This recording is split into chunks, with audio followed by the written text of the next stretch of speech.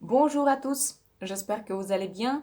Aujourd'hui, je vais vous présenter ma sixième leçon, mais avant qu'on passe au contenu du cours, je voudrais m'adresser à ceux qui se sont abonnés à ma chaîne.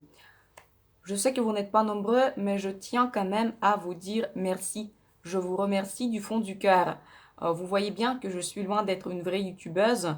J'ai pas de micro, je ne maîtrise pas vraiment le logiciel de montage vidéo. Je n'ai pas d'outils professionnels. Tout ce que j'ai, c'est ma passion pour la langue française et j'ai envie de partager cette passion avec vous. Donc j'apprécie énormément le fait que vous vous êtes abonné et j'en suis vraiment reconnaissante. Merci. Ok, maintenant passons au cours. Je vais vous donner 5 expressions avec le verbe tomber. Moi, je pense que vous savez déjà que tomber signifie de faire une chute, en russe ou past, il est padet.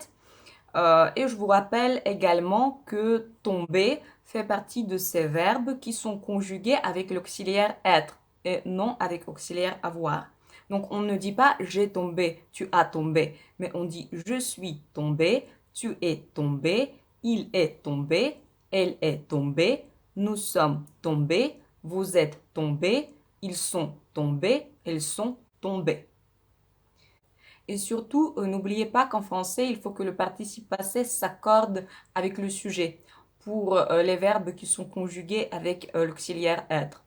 Donc, si vous voulez dire que Anna opale, il faut que vous mettiez un accent aigu E à la fin du participe passé tombé. Si vous laissez un accent aigu tout court, cela voudra dire Anna opale. Donc là, vous voyez bien que le français, il est plus compliqué que l'anglais à ce niveau-là.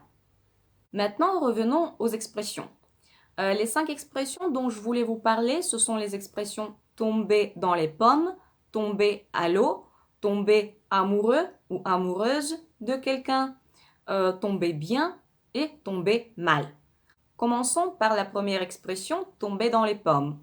En russe, tomber dans les pommes ou past яблоки. En français, tomber dans les pommes signifie de s'évanouir. Par exemple, il fait très chaud dehors, si tu sors maintenant, tu vas tomber dans les pommes. На улице слишком жарко, если сейчас выйдешь на улицу, то точно свалишься в обморок. La deuxième expression, c'est tomber à l'eau, ou passe воду. Tomber à l'eau signifie d'échouer, de ne pas aboutir. Par exemple, on peut dire qu'un projet est tombé à l'eau. План провалился. Ou bien une initiative est tombée à l'eau. Какая-то инициатива провалилась. La troisième expression, c'est tomber amoureux de quelqu'un ou tomber amoureuse de quelqu'un. Bien évidemment, cela signifie влюбиться в кого-либо. On peut dire par exemple que Roméo est tombé amoureux de Juliette et Juliette est tombée amoureuse de Roméo. Attention, amoureux et amoureuse ne s'écrivent pas de la même façon. Quand on parle de Roméo, Roméo c'est un garçon, donc on dit Roméo est tombé amoureux. Tombé, E accent aigu à la fin, et amoureux, EUX à la fin. Parce que Roméo est un garçon. Par contre, si on parle de Juliette, Juliette est une fille. Donc, au lieu d'écrire amoureux, on écrit amoureuse. E-U-S-E à la fin. Et le participe passé s'accorde aussi avec le sujet. Donc, on ajoute un E à la fin du participe passé tombé. Tombé, E accent aigu E à la fin. Amoureuse, E-U-S-E à la fin.